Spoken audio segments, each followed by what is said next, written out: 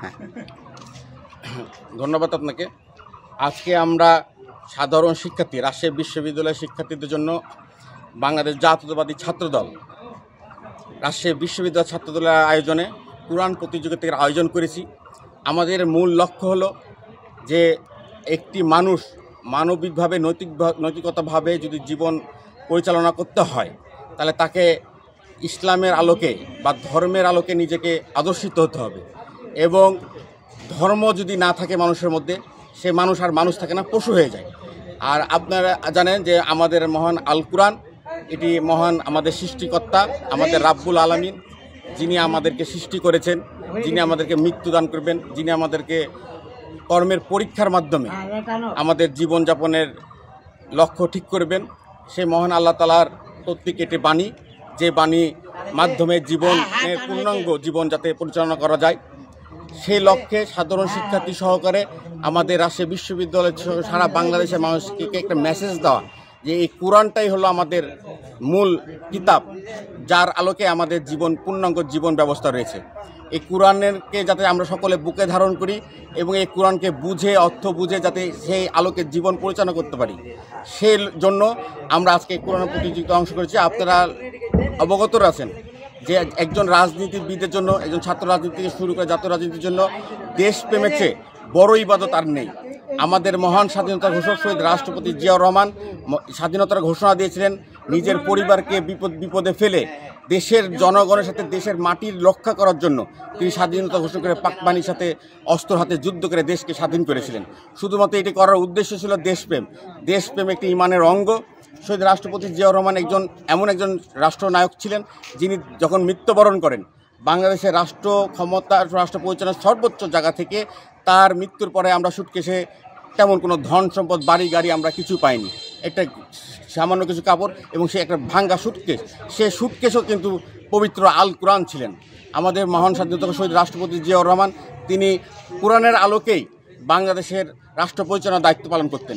আপনারা লক্ষ্য করে দেখবেন যে শহীদ রাষ্ট্রপতি জিয়াউর রহমান খাল খাটে খনন করতে গেছিল, তার এখানে একটা গলায় চেন ছিল, সেই চেনে 30 পারা কোরআনের আয়াত থাকতো। সেই কোরআনের আয়াতটার এই উদ্দেশ্যে হয়তো বা তিনি পরিধান করতেন যে আমার কাছে আল্লাহর কলম আছে, যাতে তিনি নৈতিকতার জায়গা থেকে আল্লাহর কাছে মৃত্যুর পরে যে মানুষকে দ্বারার সম্মুখীন হতে হবে, এই সততার জন্য তিনি আল কোরআনকে বুকে ধারণ করতেন। তিনি সৎ শাসক ছিলেন, তিনি 5 ওয়াক্ত নামাজ পড়তেন, তিনি নিয়মিত কোরআন তেলাওয়াত করতেন। আমরা বিভিন্ন মুক্তিযোদ্ধা বই এবং তার সংশ্লিষ্ট যারা রয়েছিলেন তারা সবসময় প্রকাশ করেন যে শহীদ রাষ্ট্রপতি জিয়াউর রহমান একজন মুসলিম উম্মার একটা জনপ্রিয় শাসক ছিলেন। আপনারা ইতিহাস জানেন যে মুক্তিযুদ্ধের পরে ভারতের যে সাথে বাংলাদেশের যে সম্পর্ক ছিল, সেই সময় মিডিয়ার তো এত কল্যাণ ছিল না। এই রাজাকার পাকিস্তানি বাহিনী বিভিন্ন মুসলিম উম্মা দেশকেদেরকে ভুল মেসেজ বার্তা দিয়ে বাংলাদেশ থেকে অন্য মধ্যপ্রাচ্য মুসলিম দেশের মধ্যে পার্থক্য, বিভাজন তৈরি করে দিয়েছিলেন। শহীদ রাষ্ট্রপতি জিয়াউর রহমান একজন বাংলাদেশের এই দক্ষিণ এশিয়ার একজন শাসক হিসাবে, একটা দক্ষ শাসক হিসাবে তিনি মধ্যপ্রাচ্যের সাথে, বিশেষ করে মুসলিম দেশ, আরব দেশ থেকে শুরু করে কাতার থেকে শুরু করে প্রত্যেকটি মুসলিম দেশের সাথে একটি বন্ধুত্বপূর্ণ সম্পর্ক তিনি স্থাপন করেছিলেন।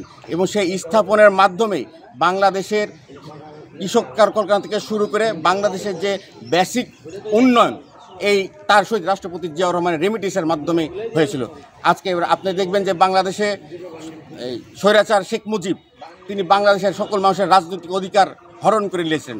শহীদ রাষ্ট্রপতি জিয়াউর রহমান বাংলাদেশের ইসলামিক রাজনৈতিক দলের এবং ইসলামের প্রচারের জন্য তিনি একমাত্র শাসক যিনি ইসলামকে ধারণ করেছিলেন এবং সকলের জন্য ইসলামিক রাজনীতি করার সুযোগ সুবিধা করে দিয়েছিলেন।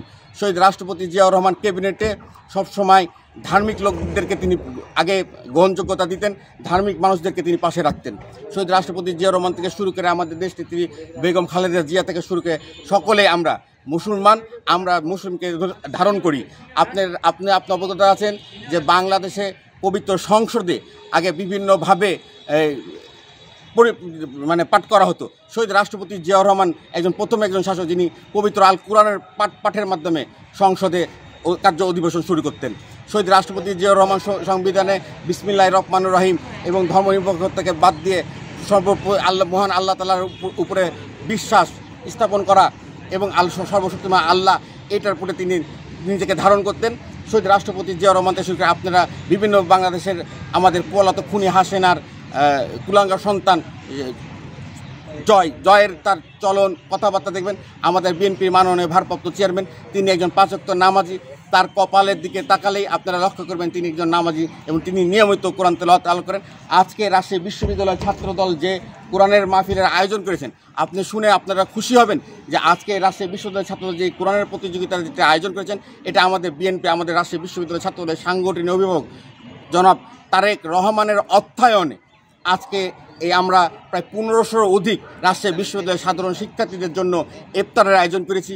তাদেরকে ঈদ উপহার হিসেবে সেলরের থেকে আমরা প্রথম 3 জনকে বিজয়ীকে উৎসাহ করার দেওয়ার জন্য ঈদের শপিংয়ের ব্যবস্থা করে দিয়েছি, যে যাতে তারা কোরআনকে ধারণ করে, কোরআনকে চর্চা করে এবং কোরআনটার প্রতিটি ছাত্রদের শিক্ষার্থীদের মাঝে মাঝে যাতে চলে যায়। আজকে আপনারা লক্ষ্য করবেন একটি রাজনৈতিক সংগঠন, একটি গুপ্ত সংগঠন, তারা মুখে দাঁড়িয়ে রেখে নামাজ কালামের কথা বলে আজকে সাধারণ মানুষের সাথে প্রতারণা করে। আপনারা দেখবেন যে বোমা জঙ্গি টঙ্গি যারা করে তারা তো আসলে মুসলিম না, তারা মুসলমানকে বেহেশকে ধারণ করে তারা আমাদের পবিত্র মুসলিম ধর্মকে মিথ্যা করে। বাংলাদেশের থেকে সারা পৃথিবীতে যদি শান্তির যদি ধর্ম থাকে এবং মানুষের যদি ন্যায় বিচার করার যদি ধর্ম থাকে, সেটি হলো ইসলাম। ইসলাম একটি শান্তির ধর্ম। তাই আজকে আমরা এই কোরআন প্রতিযোগিতার মাধ্যম দিয়ে মহান আল্লাহ তাআলার বাণী এবং রহমতের আমাদের মাস পবিত্র রমজান মাসে কোরআন আমাদের পবিত্র আল কোরআন নাজিল করা হয়েছেন। এই সকল প্রকার লক্ষ্যে আজকে আমাদের এই কোরআনের আয়োজন।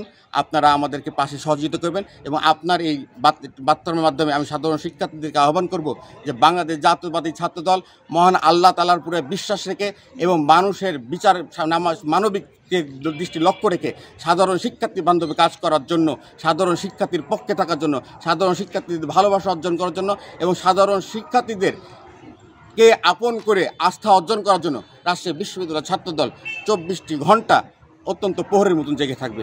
আমরা অতীতে যেরকম অন্যায় অবিচারের জন্য শরীরে রক্ত দিয়েছি, এখন আমরা বিএনপি নেতৃত্বে 31 দফার নেতৃত্বে বাংলাদেশকে গড়ার জন্য আবারও আমরা পরিশ্রম করতে প্রস্তুত রয়েছি।